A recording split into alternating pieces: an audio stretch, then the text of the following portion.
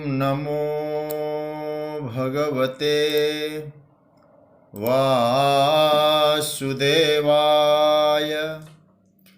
कृष्णाय वासुदेवाय हरे परमात्मने प्रणतक्लेशनाशाय गोविन्दाय नमो नमः। नमः परमहंसास्वादितचरणकमलचिन्मकरन्दाय भक्तजनमानसनिवासाय श्रीरामचन्द्राय। वागीशायस्य वदने लक्ष्मीर्यस्य च वक्षसि यस्यास्ते हृदये संवित्तं नृसिंहमहं भजे। गुरुर्ब्रह्मा गुरुर्विष्णुर्गुरुर्देवो महेश्वरः गुरुस्साक्षात् परब्रह्म तस्मै श्रीगुरवे नमः।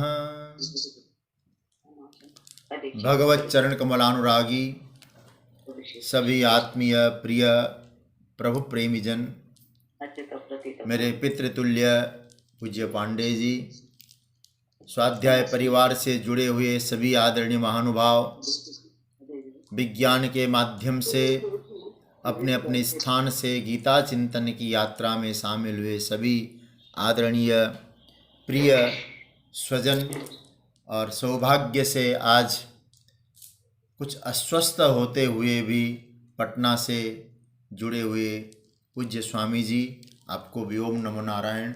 आप सभी को मेरा प्रणाम वंदन।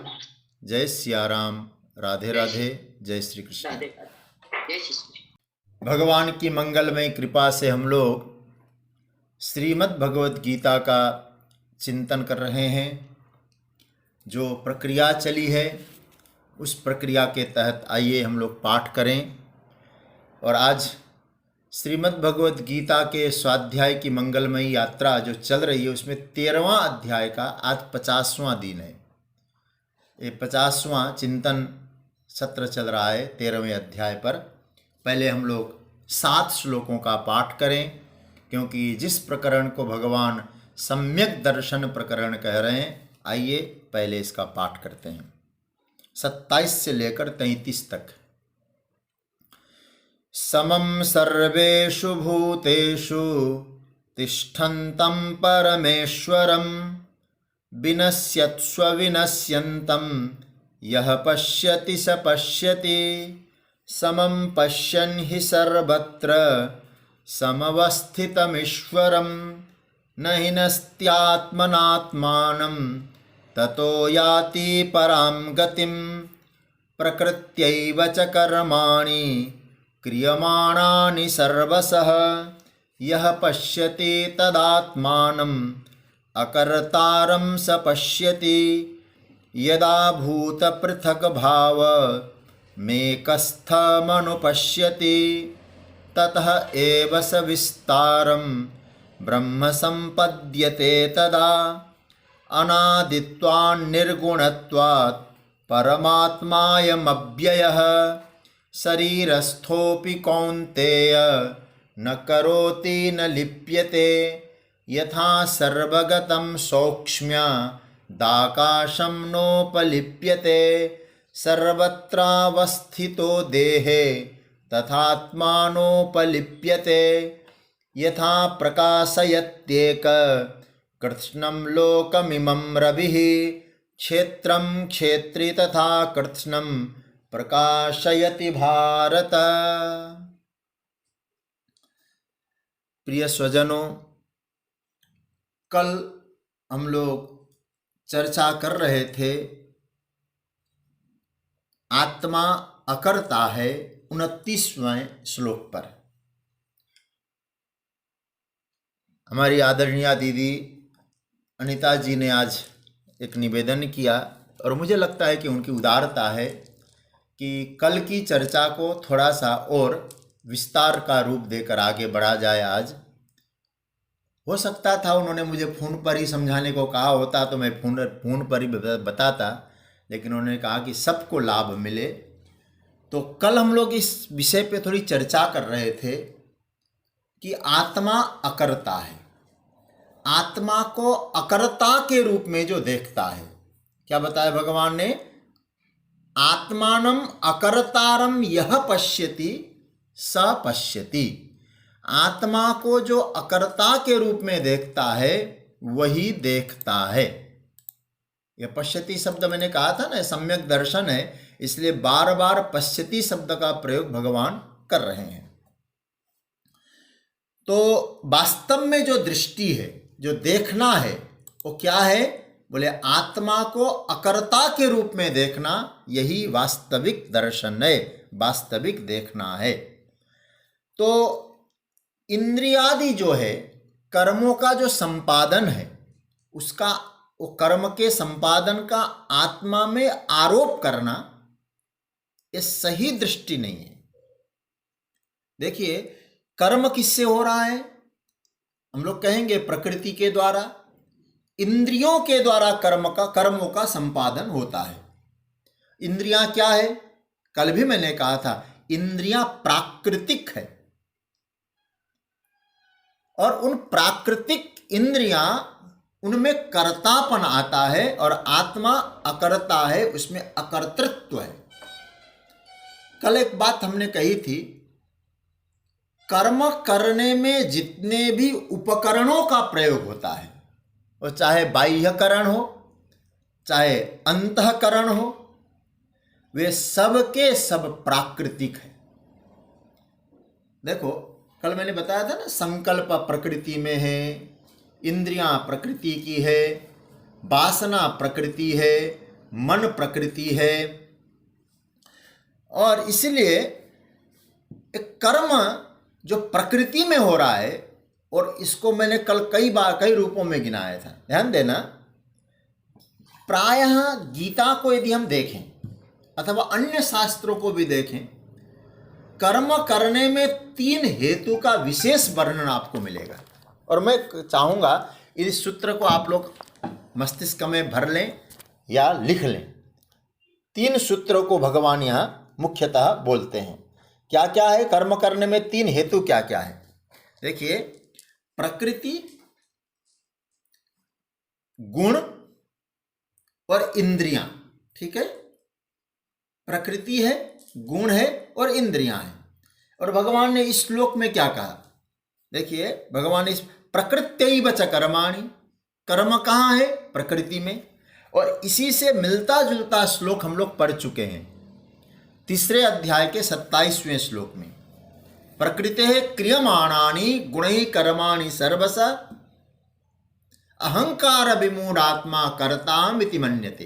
कर्मयोग का प्रकरण जब भगवान ने उठाया था, और उस पर हम लोगों ने चर्चा क्या की थी? सारे कर्म प्रकृति में होते हैं, और जो व्यक्ति अपने आप को कर्ता मान बैठता है वो मूर्ख है। ये तो भगवान ने सीधा वहां 3 अध्याय में कहा था।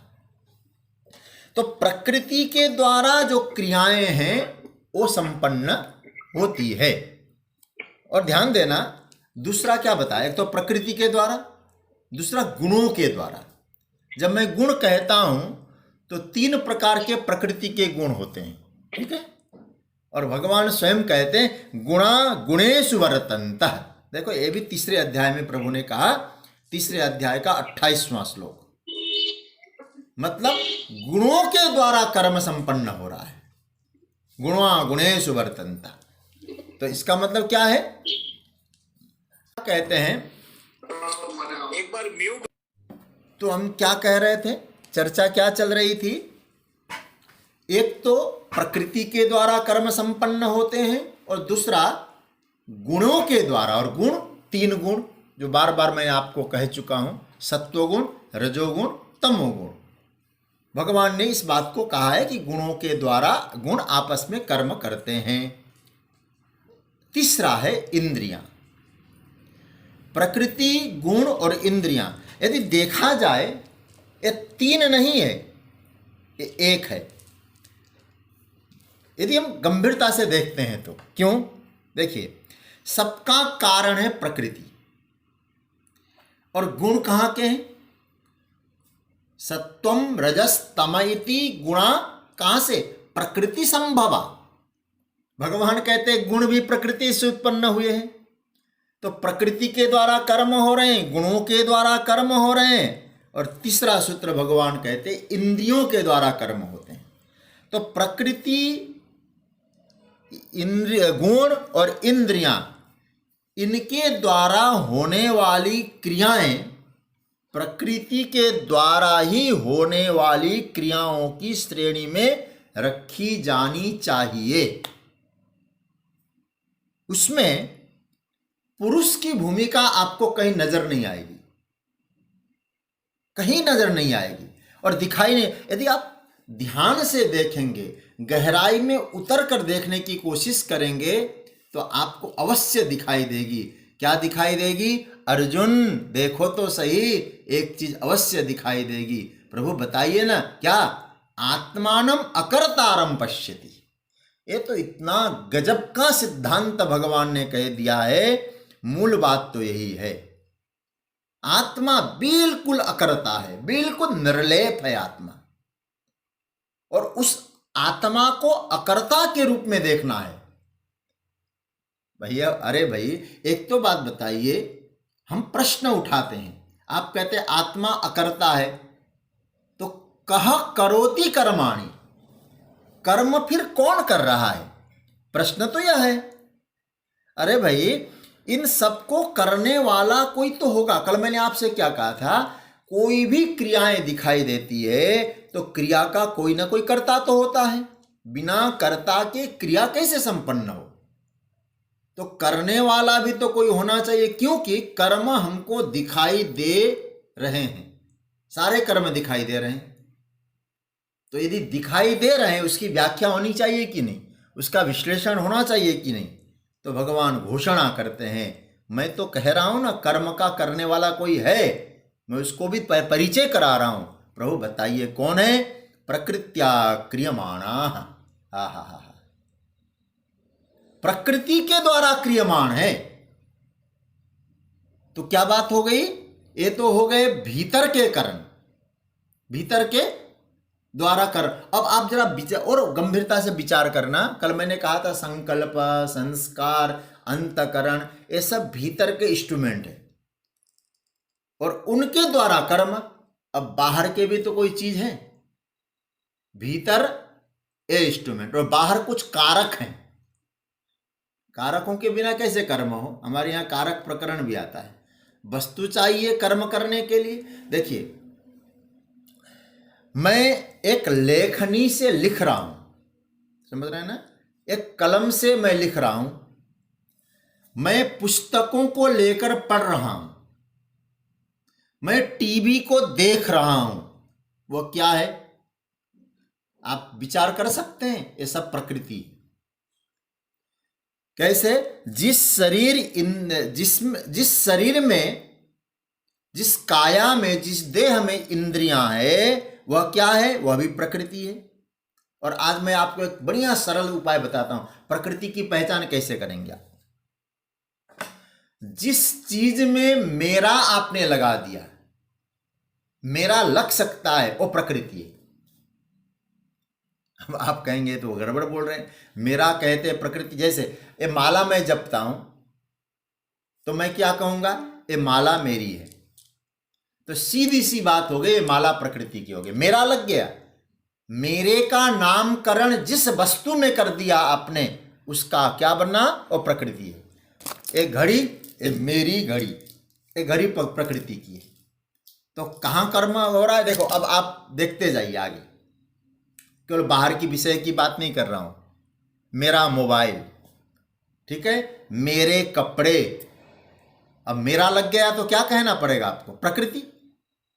फिर आप कहेंगे मेरा शरीर, तो शरीर क्या हो गया? जिस चीज में आप मेरा लगा सकते हैं, तेरा लगा सकते हैं, उसका लगा सकते हैं, तो आप समझ लीजिएगा वो प्रकृति है।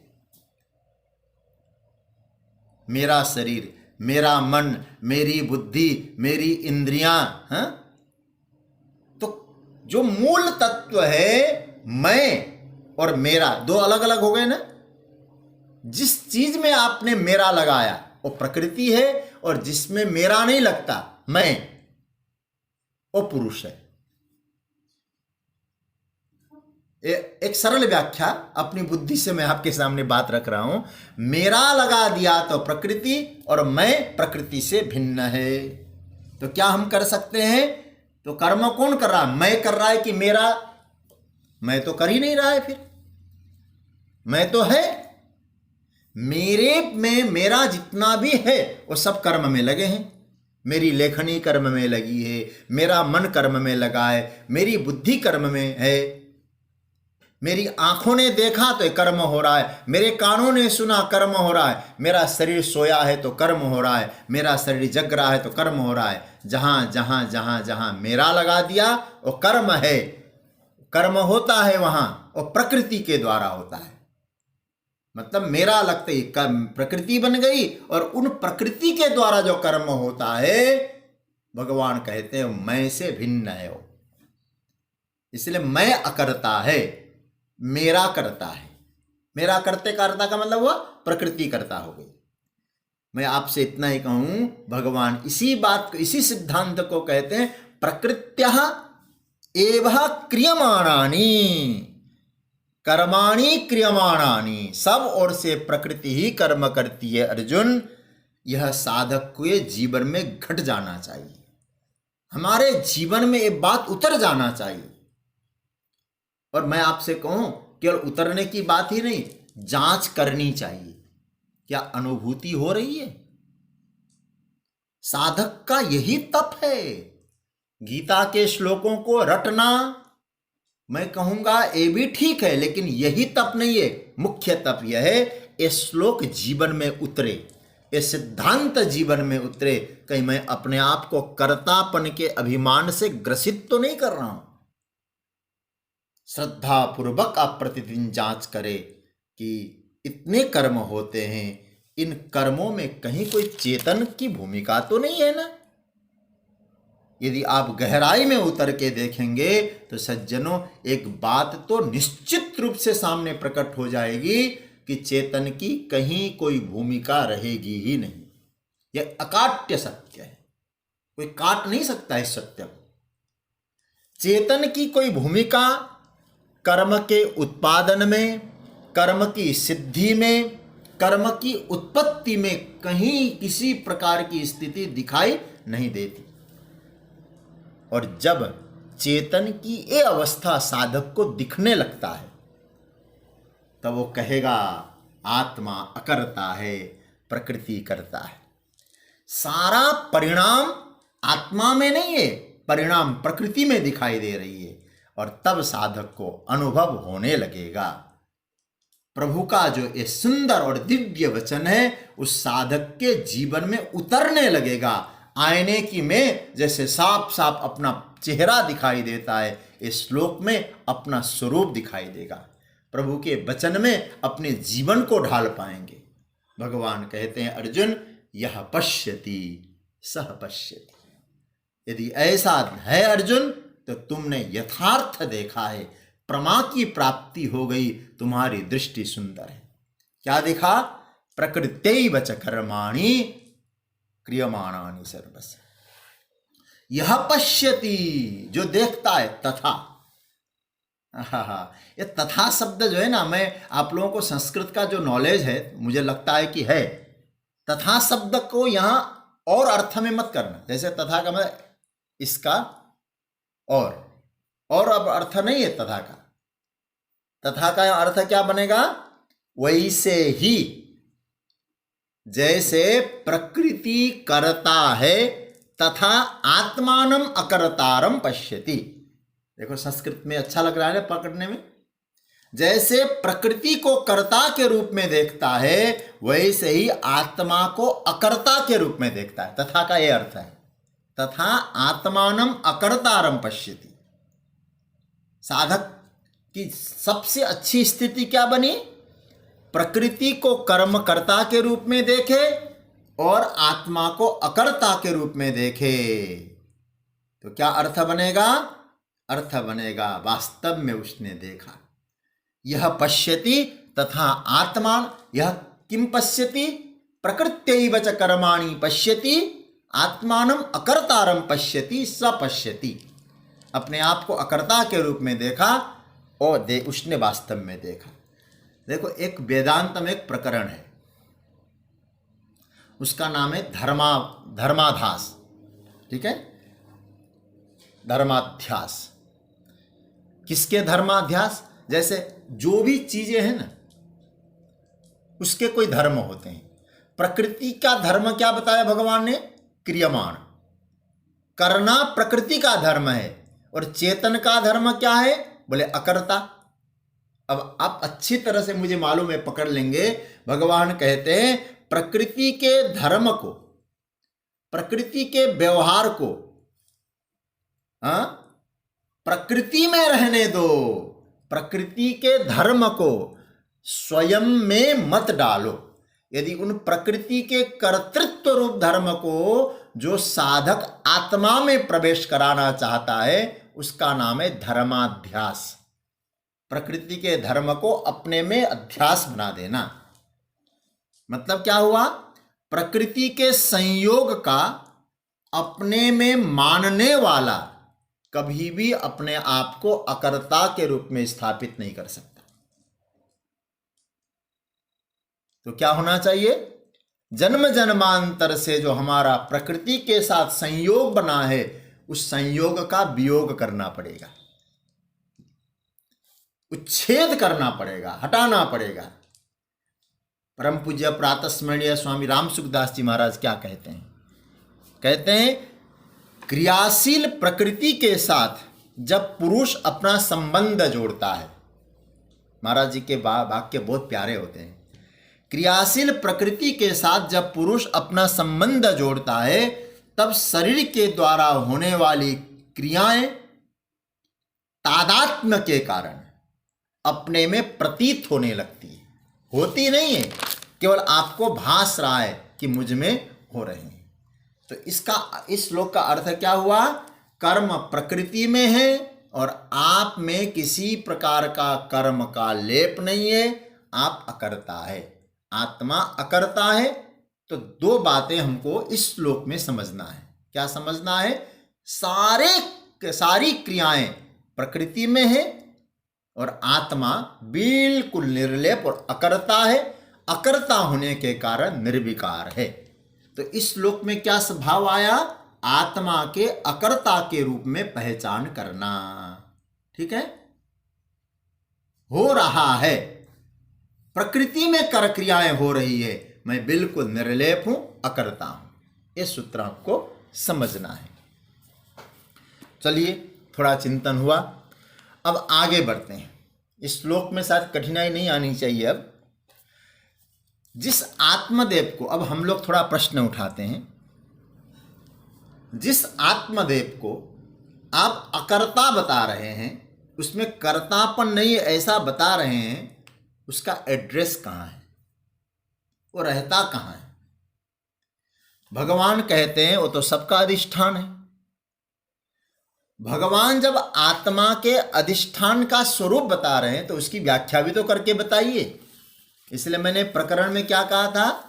पहला और दूसरा श्लोक किस सम्यक दर्शन में क्या प्रकरण था? समम, ब्रह्म की समता, आत्मा की समता। और फिर 29वां श्लोक क्या था? अकर्ता, ब्रह्म अकर्ता है, इसकी चर्चा। अब 30वां जो श्लोक है उसका क्या है? ब्रह्म अधिष्ठान है, इसकी व्याख्या है। ब्रह्म के अधिष्ठान स्वरूप की चर्चा। ध्यान देना, भगवान अब यहां आत्मा के अधिष्ठान स्वरूप का विश्लेषण करने जा रहे हैं। उस अधिष्ठान को देखने का फल बता रहे हैं। यदि ब्रह्म अधिष्ठान के रूप में आपने देखा ब्रह्म को, उसका फल क्या है? वो फलश्रुति भी ठाकुर जी यहां बता रहे हैं। इसलिए एक से बढ़कर एक बोलते हैं ना। इसलिए मुझे लगता है ये यहाँ श्रीमद् भगवद गीता का ये जो प्रकरण चल रहा है, जब एक प्रकरण उठाता हूं तो दूसरे प्रकरण में जाते हैं तो लगता है कि एक से बढ़कर एक। और ये जो श्लोक है ये तो बहुत ही, आत्मा के अधिष्ठान सत्ता क्या है, आत्मा को अधिष्ठान क्यों कहा गया है, ये भगवान यहां बताने जा रहे हैं। तो इस श्लोक की हम लोग चर्चा करें। आइए एक बार हम लोग पाठ करते हैं। पुस्तक हाथ में लीजिए, 30वां श्लोक। और धीरे धीरे हम लोग उपसंहार की ओर भी जा रहे हैं। यदा भूत पृथक भावम, मैं अलग अलग करके बोल रहा हूं, भावम कह रहा हूं। यदा भूत पृथक भावम एकस्थमनुपश्यति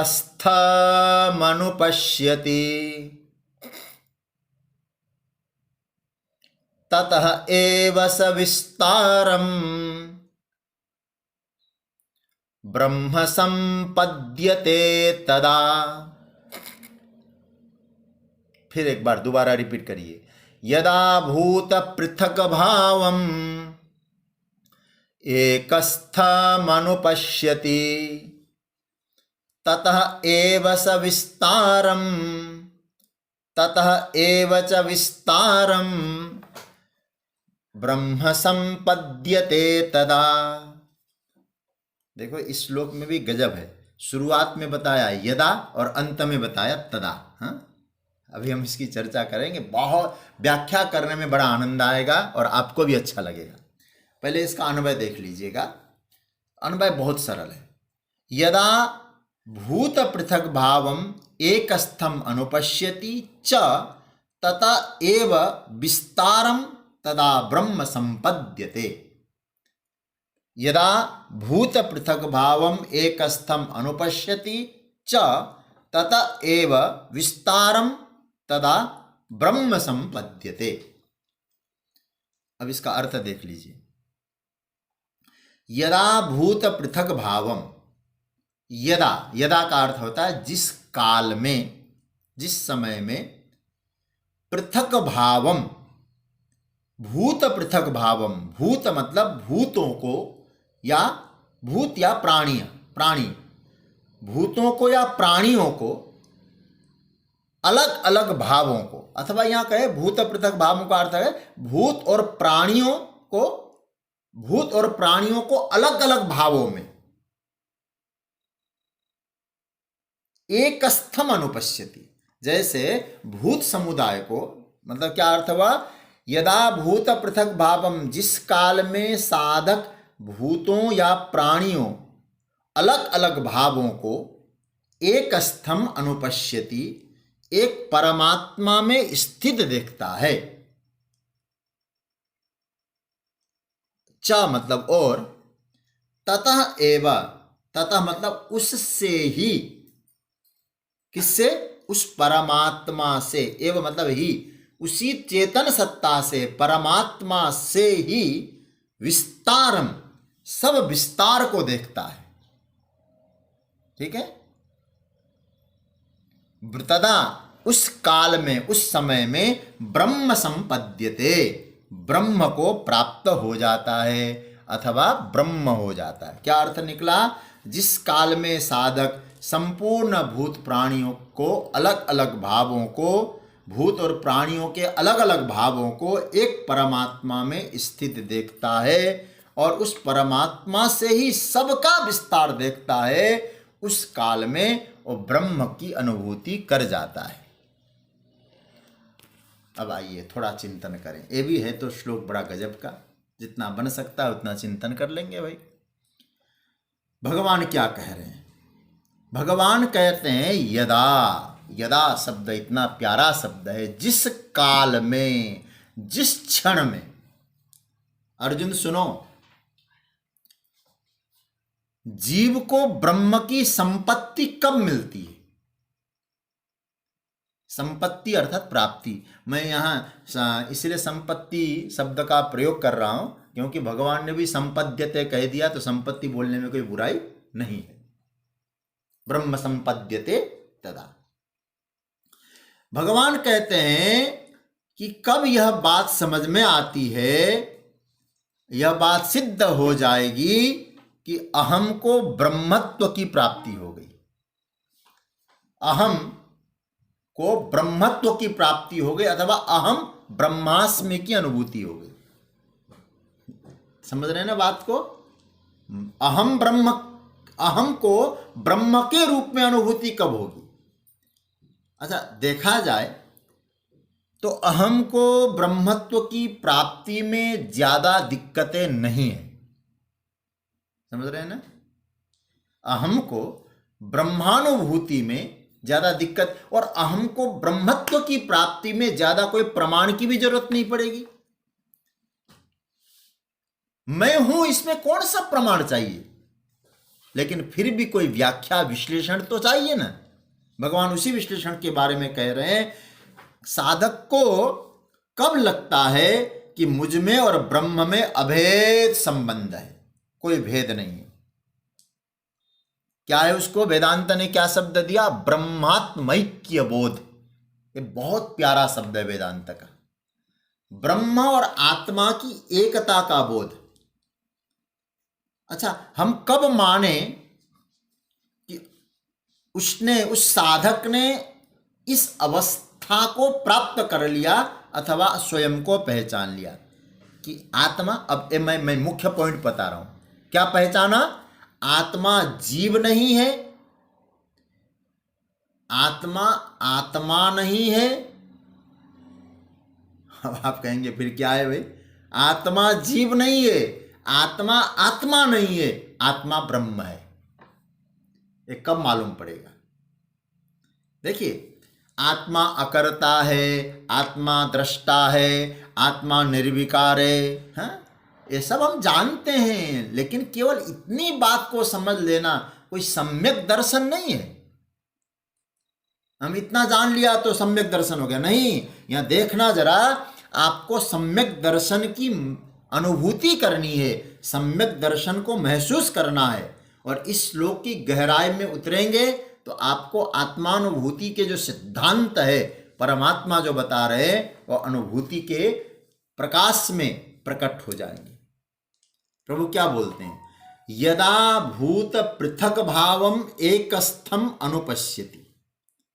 एकस्थम शब्द पे मैं आपका ध्यान चाहता हूं। संपूर्ण भूतों को एक में देखता है। एक मतलब क्या है? अधिष्ठान में, क्योंकि अधिष्ठान का विषय चल रहा है ना। ये बहुत प्यारा शब्द है, एकस्थम। हमने, और मुझे याद है, जब 11वें अध्याय की चर्चा आपके सामने रखी थी तो उसमें भी एकस्थम का प्रयोग आया था 2 बार। एक बार स्वयं भगवान ने कहा था और एक बार संजय ने कहा था। चलिए आप लोग अपना पुस्तक खोल लीजिए, 11वां अध्याय का मैं दिखाता हूँ। एकस्थम बहुत प्यारा प्रकरण आया है, वहाँ भी आया था। और उसी बात को यहाँ देखिए, भगवान ने कहा 7वां श्लोक, इहैकस्थम जगत कृष्णम पश्याद्य सचराचरम। यह एकस्थम, एक में स्थित है जगत, एक चेतन सत्ता परमात्मा में स्थित है। अर्जुन ये देखो, संजय क्या कहते हैं महाराज? तत्रैकस्थम जगत कृष्ण। समझ में आ रहा है ना? वहां एक स्तंभ, मुझ में देख, मुझ एक में सब कुछ देख, भगवान ने कहा। अर्जुन ने क्या देखा? तत्र एक स्तंभ। उस तत्र मतलब परमात्मा में, एक परमात्मा में सब कुछ देखा।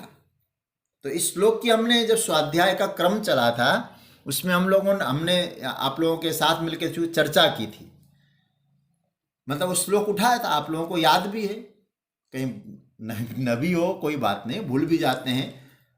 जब वहां पर इस बात आई थी कि भगवान अपना जो विराट रूप दिखाने जा रहे हैं, और भगवान क्या कहते हैं?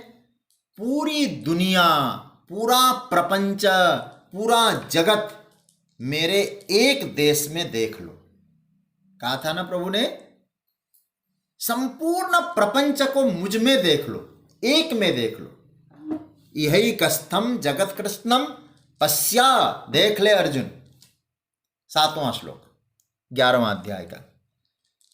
एक परमात्मा में एक ही जगह पर सारे प्रपंच को देख लेना कौन सा दर्शन है?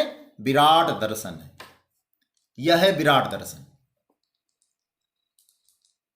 देखो भाई, ये मत समझ लेना कि भगवान नाम का कोई आदमी है, वो जादूगर है और उनमें कोई विशेष महिमा है, उन्होंने कोई ऐसे चश्मा बना के हमको दे दिया है जिसको हम लोग दिव्य दृष्टि कहते हैं, बढ़िया सा लेंस लगा दिया है। उस दिव्य दृष्टि से अर्जुन ने भगवान के शरीर के एक हिस्से में दुनिया को देखा हो। मतलब एक रील चल रही होगी सिनेमा की, बढ़िया सा लेंस का चश्मा पहन लिया अर्जुन ने, भगवान ने दिव्य दृष्टि दे दी और उसमें उसने सब कुछ देखा। ये जादू उदू की कोई चर्चा नहीं है सज्जनों। दिव्य दृष्टि का मतलब जानते हैं? दिव्य दृष्टि जो वहां जो दिव्य दृष्टि थी, यहां उसी दिव्य दृष्टि की चर्चा है। दिव्य दृष्टि का सही अर्थ बता दूं, प्रमा। मैं प्रमा पर बल देता हूं, प्रमा, यथार्थ दर्शन, यथार्थ ज्ञान, यथार्थ दृष्टि। दिव्य दृष्टि एक प्रमा का नाम है, वह कोई जादू का खेल नहीं है। जादू का खेल यदि वो होता तो विराट का दर्शन कोई कर ही नहीं सकता था। देखो वहां फलश्रुति में भगवान ने क्या बताया था जानते हैं ना? फलश्रुति में क्या बताया? फलश्रुति में भगवान ने कहा जो मेरा भक्त होगा वही ऐसा दर्शन कर सकता है। कर लो बात भाई, जो मेरा भक्त होगा, किसका भक्त? श्री कृष्ण कह रहे हैं, तो श्री कृष्ण का भक्त होगा वही उस प्रकार की दिव्य दृष्टि को पा सकता है। तो कैसे होगा भाई? फिर दिव्य दृष्टि पाने के लिए क्या चाहिए? श्री कृष्ण का अवतार होना चाहिए। फिर श्री कृष्ण विराट का दर्शन कराने के लिए तैयार हो जाएं, हम उनके भक्त बन जाएं, तब हमको एक बढ़िया सी दृष्टि भगवान देंगे। बिल्कुल ऐसा अर्थ मत करना, नो, ऐसा नहीं हो सकता है। उसकी यहां भगवान बात नहीं कर रहे हैं। जो दिव्य दृष्टि है, क्या संपूर्ण जगत एक में देखने की जो प्रवृत्ति है, वो दिव्य दृष्टि प्रमा है। उसका नाम है प्रमा। कोई बढ़िया लेंस वाली बात नहीं है यार, विशेष प्रमा। तो भगवान क्या कहते हैं? यदा। देखो अर्जुन, जब ऐसा अनुभव आने लगे, जब ऐसा दिखाई देने लगे, ऐसा जानने में आने लगे कि संपूर्ण भूत प्राणी अलग अलग होते हुए भी एक ही जगह पर है, ठीक है, अलग अलग होते हुए, इसलिए भगवान ने क्या कहा? भूत पृथक भावम। पृथक मतलब अलग अलग, अलग अलग होते हुए भी कहां है महाराज? आपने कह दिया भूत पृथक भावम। कुत्र भूत पृथक भावम? भगवान कहते एक स्थम। इन संपूर्ण पृथक पृथक भूतों को एक स्थम, एक ही जगह अनुपश्यति, देखना है। मतलब जो अलग अलग भूत हैं, उन अलग अलग उनको मत देखो, अलग अलग जगह पर मत देखो, है अलग अलग, लेकिन देखो एक ही जगह पर। अलग अलग जगह पे है ही नहीं। ये लो भाई, देश का बंटाधार कर दिया ठाकुर जी ने। अलग अलग देश है ही नहीं, एक ही देश में सब कुछ है। तो फिर क्या देखना है यहां? भगवान कहते अलग अलग पदार्थ, भूत, ये कहां भास रहे हैं? कोई चीज यहां भास रही है, कुछ चीजें वहां भास रही है, कुछ चीजें बहुत दूर भास रही है, कुछ चीजें पास में भास रही है। भगवान कहते हैं ऐसा नहीं होना चाहिए। सूर्य उधर भास रहे हैं, चंद्रमा वहां भास रहे हैं, धरती यहां भास रही है, जल यहां भास रहा है, वायु यहां भास रहा है। भगवान कहते हैं सब चक्कर छोड़ अर्जुन, कहां? यहां एक स्थम। ये ठीक है, मैं मानता हूं पृथ्वी अलग है, सूर्य अलग है, धरती अलग, जल अलग है, वायु अलग है, पृथक भावम, ये भूत पृथक पृथक है, इसको मैं बिल्कुल स्वीकार कर रहा हूं अर्जुन, लेकिन इसका अधिष्ठान अलग अलग नहीं है। अधिष्ठान क्या है? एक स्थम। इनको इसलिए अलग अलग मत देखना है। ठीक है, तुम देख रहे हो भूतों को, इसमें कोई बुराई नहीं है, देखो, माता को देखो, पिता को देखो, भाई को देखो, बहन को देखो, सबको देखो, लेकिन ये देखो अधिष्ठान क्या है। एक कथा आती है ना कि एक व्यक्ति ट्रेन में बैठा था और ट्रेन में बैठा था तो एक बोझा लेके जा रहा था ट्रेन में। उसने बोझा को उठाया और अपने सर पे रख दिया। किसी ने कहा भैया ये बोझा क्यों सर पे रख रहे हो? उसने कहा भैया सारा बोझ ट्रेन को न दूं तो इसीलिए मैंने सोचा कि बोझा तो अपने आप ले लूं। हम लोग ऐसा ही तो कर रहे हैं। अरे भाई जो तेरा भार उठा रहा है वो बोझा का भी तो भार उठा रहा है। ठीक है, बोझा अलग है, तू अलग है, लेकिन तेरा भार उठाने वाला ही बोझा का भार उठाता है। तो अधिष्ठान क्या है इसमें? अलग अलग यात्री है, अलग अलग भूत है, अलग अलग पदार्थ है, लेकिन अधिष्ठान तो एक है कि नहीं? भगवान कहते हैं इसलिए हे अर्जुन, सूर्य को, चंद्र को, सब अलग अलग भूत हो सकते हैं, लेकिन है एक स्तंभ, एक जगह देखना है। मैं छोटी छोटी बात को छोड़ दूं महाराज, ब्रह्मांड की बात करें तो ये सब जो पृथक पृथक भासते हैं और पृथक पृथक यदि हम लोग देख रहे हैं, भगवान कहते गलत दर्शन है। ये सम्यक दर्शन नहीं है। प्रकरण किसका चल रहा है? सम्यक दर्शन का चल रहा है। यदि आपको ऐसा अलग अलग दिखता है, समझ लो तब तक हमारी प्रमा तैयार नहीं है। प्रमा नहीं बनी। प्रमा तभी है जब एक स्तंभ भूत पृथक भावम अनुपश्यति, एक ही जगह अलग अलग भूतों को देखता है, उसी की प्रमा बनी है, ऐसा समझो। देखो भाई, पश्यति शब्द है ना, पश्यति शब्द का अर्थ क्या आता है? देखता है। और देखता कब है? वर्तमान में देखता है, इस समय देखता है। इसलिए यहां क्या उपसर्ग लगा दिया? अनु। अनु उपसर्ग लगा के पश्यति कह दिया, अनुपश्यति। भगवान भाष्यकार ने इसका बहुत अच्छा अर्थ बता दिया। क्या कहते हैं? यह स्वतः पैदा होने वाली दृष्टि नहीं है अर्जुन। यह स्वतः नहीं पैदा होती कि आप बैठो और आपको मिल गई है ऐसी दृष्टि। फिर यह दृष्टि कोई देता है क्या? भगवान भाष्यकार कहते हैं हाँ देता है। क्या कहते हैं? एक स्तंभ अनुपश्यति की व्याख्या, बहुत सुंदर व्याख्या है। शास्त्र आचार्योपदेशतः, दो बातें कह दी। शास्त्र और आचार्य के उपदेश को मनन करने से, उनके उपदेश को सुनकर मनन करने से दृष्टि मिलती है। समझ रहे हैं ना? इसलिए दोनों बातें भगवान, अशास्त्रीय बातों से नहीं मिलेगी, गुरु से मिलती है, और गुरु भी शास्त्र के आधार पे बोले तब वो दृष्टि मिलती है। मनगढ़ंत बातें बोल दिया, अशास्त्रीय बातें बोल दिया, और ये बोलने लग गए महिलाओं को हनुमान चालीसा नहीं पढ़ना चाहिए, ऐसे ऐसी छोटी छोटी बातों में लोगों को उलझा दिया। विचित्र स्थिति होती है। तो इसलिए शास्त्रीय बातें हो और गुरुजनों से हो तब ये दृष्टि मिलती है। देखो, यह एक शिष्ट परंपरा का निर्वहन किया है भगवान भाष्यकार ने। एक बहुत सुंदर परंपरा है। यहां देखिए, केवल आचार्य नहीं कहा है भगवान ने, और केवल शास्त्र नहीं कहा है, दोनों को साथ कहा है। आपको ऐसी दृष्टि चाहिए, शास्त्र चिंतन करो और गुरुजनों के मुख से वो शास्त्र को सुनो, मनन करो, तब क्या मिलता है? यह दृष्टि मिलती है। तब गुरु और शास्त्र ही दृष्टि देते हैं। भगवान गोस्वामी तुलसीदास जी तो स्पष्ट कहते हैं, श्री गुरु पद नख मणिगण ज्योति सुमिरत दिव्य दृष्टि ही होती। दिव्य दृष्टि मिलती है गुरुजनों की कृपा से।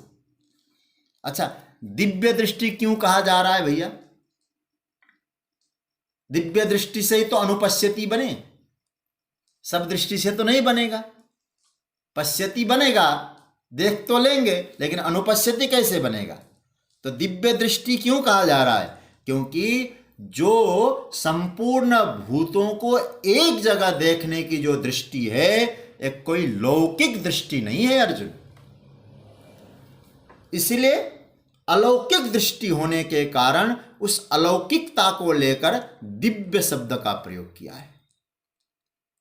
दिव्य दृष्टि।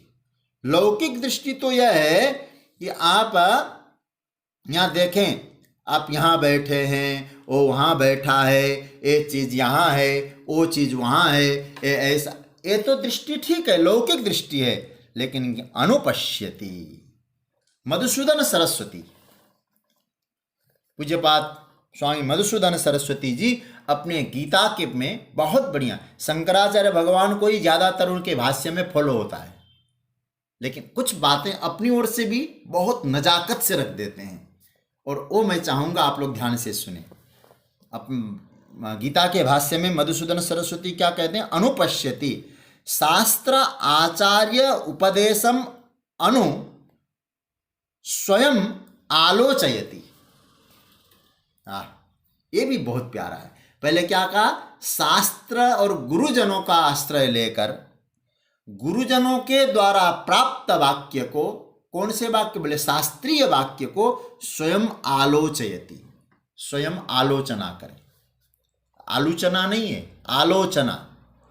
आलोचन करें, चिंतन करें, मनन करें, उसको खूब ध्यान दें उस वाक्यों को।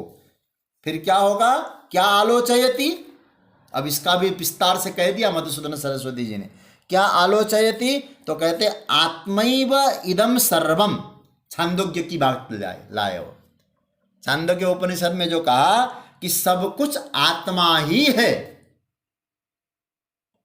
इसका आलोचन करें, अब इसका मनन करें।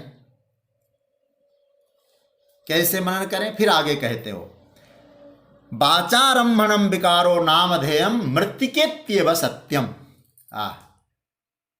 कहते हैं कि ये आलोचना करो कि मृत्तिकेत्येव सत्यम, बाकी तो वाचारम्भणम विकारो।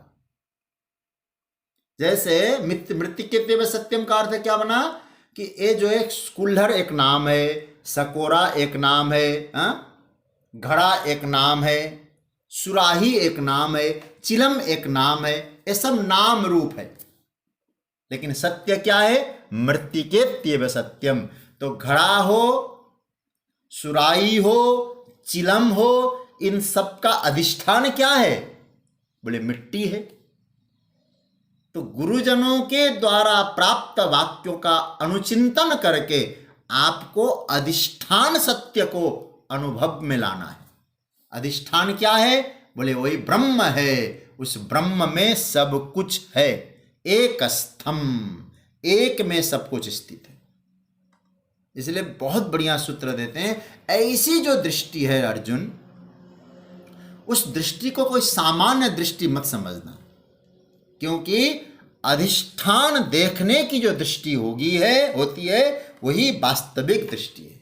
मेरे पूज्य गुरुदेव कहा करते थे, अधिष्ठान देखने का मतलब फूल के मूल में देखना। फूल के मूल में देखने की दृष्टि ही अधिष्ठान दृष्टि है। फूल को नहीं, फूल के मूल में देखो, यह अनुपश्यति है। इसको क्या बोलते हैं? जो मैं अनुपश्यति की व्याख्या कर रहा हूं यहां, आप देखिए, यदा भूत पृथक भावम एक स्थम अनुपश्यति। और मैं चाहूंगा इस अनुपस्थिति पर आप बहुत मनन करिएगा और इसको अंडरलाइन करके रखिएगा। बहुत प्यारा मंत्र है। मतलब क्या हुआ? परमात्मा ने 11वें अध्याय में भी यही तो आक्षेप किया था। आपको याद है ना? क्या कहा था? अर्जुन, चर्म चक्षुओं से तुम इस दृश्य को, मेरे विराट स्वरूप को नहीं देख सकते। भगवान ने कहा था कि नहीं कहा था? वहां यही बात कही थी। और यहां अनुपश्यति एक स्थम तत्रैक स्थम। चर्म चक्षु क्यों नहीं देख सकते भाई? चर्म चक्षुओं से तो आपको बोलना पड़ेगा, समझना पड़ेगा, चर्म चक्षु सदा सदा भेद का ही दर्शन कराती है, अभेद का दर्शन नहीं कराती। चर्म चक्षु हमेशा अलग अलग रूप दिखाती है। प्रिय स्वजनों, मैं एक बात आपसे शेयर करना चाहूंगा और आप लोगों के अनुभव में आएगी ये बात, मुझे मालूम है, अनुभूति में आएगी। इंद्रियों के साथ एक विवशता है। इंद्रियां कभी भी आपको अभेद तत्व का दर्शन नहीं करा सकती। अभेद का दर्शन कराने में इंद्रियां समर्थ हो ही नहीं सकती। सच्ची बात कहूं, जैसे जो डॉक्टर लोग होते हैं ना, एक एक चीज के विशेषज्ञ होते हैं। कई हो सकते, हमारे बहुत मेरे आदरणीय, बहुत मैं जिनका आदर करता हूं, पटना से हमारे डॉक्टर साहब हैं, वो बाल रोग विशेषज्ञ हैं, बच्चों के रोग के बड़े अच्छे विशेषज्ञ हैं। हमारी औरंगाबाद से रोज़ जुड़ती है, बहुत कभी प्राय उनका छूटता ही नहीं।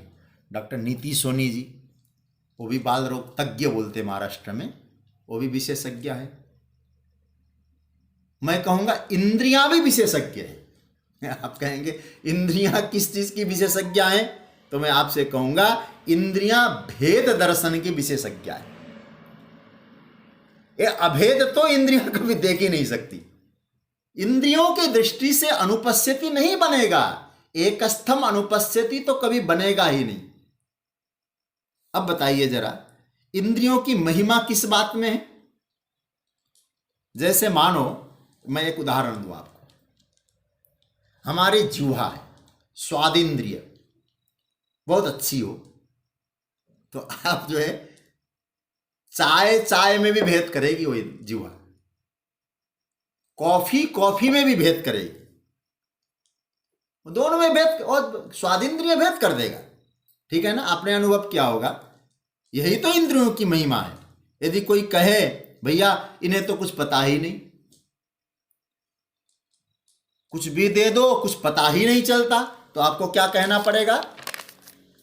इंद्रियां तो गड़बड़ है इनकी, स्वाद इंद्रिय चली गई लगता है। अथवा अब आजकल की भाषा में कहेंगे तो आ गया महाराज कोविड का प्रभाव। कहते ना, अब पहले, अब इस लक्षण में तो नहीं मालूम, कहते पहले वाला जो इसको कोविड हुआ था उसको स्वाद का पता नहीं चलता था, क्या स्वाद आया है। भगवान यहाँ कहते हैं कि भैया इंद्रियों में विशेषज्ञता है कि वो भेद दर्शन कराए। तो इसलिए, क्योंकि इंद्रियों का तो काम ही है भेद दिखना, एक का दूसरे से भेद बता देना, अलग कर देना। यदि भेद बताने वाली इंद्रियां न हो तो इंद्रियां ही खत्म हो गई फिर। तो एक स्थम अनुपस्थिति क्या इंद्रियक दृष्टि है? पश्यति, जो दृष्टि, पश्यति तो आंखों से देखा जा सकता है ना, तो आप कहेंगे देखना तो आंखों से ही होता है, लेकिन यहां जिस दर्शन का भगवान बात कर रहे हैं, जिस दर्शन की चर्चा कर रहे हैं, वो आंखों से देखने वाली चर्चा नहीं, वो प्रमा जागृति की चर्चा है।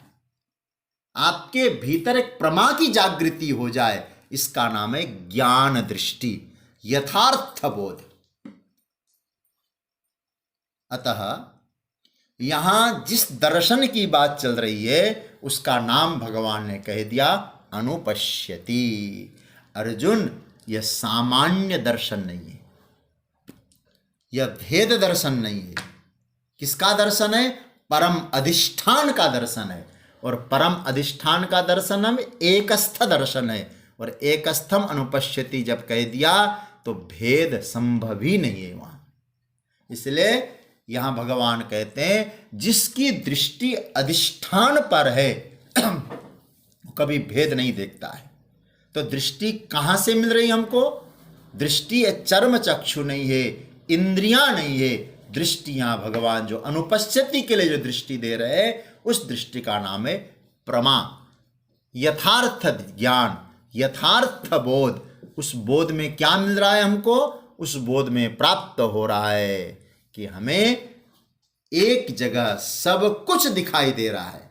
एक चीज यहां है, एक चीज वहां है, वो वहां है, वो वहां है, बिल्कुल नहीं, एक में है सब। एक कथा मुझे याद आती है, मैंने सुना था, एक व्यक्ति के पास एक चूहा था और एक गणेश जी थे। सोने के थे दोनों। गणेश जी का वजन कुछ ज्यादा था, चूहा का वजन कुछ ज्यादा था, गणेश जी का वजन कुछ कम था। वो सोचने लगा चलो बेच डालूं। वो चला गया ज्वेलर के पास और कहा कि भैया मुझे बेचना है, जरा बताइए। उसने कहा एक गणेश जी है आपके, इनकी कीमत तो 15,000 है, और ये जो चूहा है इसकी कीमत तो कम से कम 35,000 है। तो उसने कहा कि तुम्हारी बुद्धि मारी गई क्या? बोले क्या, गणेश जी बड़े हैं कि चूहा बड़ा है? गणेश जी तो स्वामी है, चूहा तो उनका वाहन है, वाहन की कीमत कम होती है, स्वामी की कीमत ज़्यादा होनी चाहिए। तो ज्वेलर ने कहा तुमको चूहा दिखाई दे रहा होगा, तुमको गणेश दिखाई दे रहा होगा, मुझे तो दोनों में सुवर्ण दिखाई दे रहे हैं। चूहा का अधिष्ठान भी सुवर्ण है और लोभ जो है गणेश जी का अधिष्ठान भी सुवर्ण है। हमें तो क्या करना है, दोनों को देख एक जगह तैयार करके सुवर्ण के रूप में तैयार करना है, और सोने को ही देखना है, न गणेश को देखना है, चूहे को देखना है। इसी का नाम है एक स्थम अनुपश्यति, और ये दृष्टि गुरुजनों से प्राप्त होती है। तो निश्चित रूप से ये दृष्टि हम सबको मिले, ये प्रभु से प्रार्थना करते हुए इस श्लोक की ओर कल और चर्चा कुछ हम लोग करेंगे। आज की चर्चा को यहाँ अब विराम देने का समय हो रहा है, तो आप लोग खूब मनन करिए। ये प्रकरण जो है जो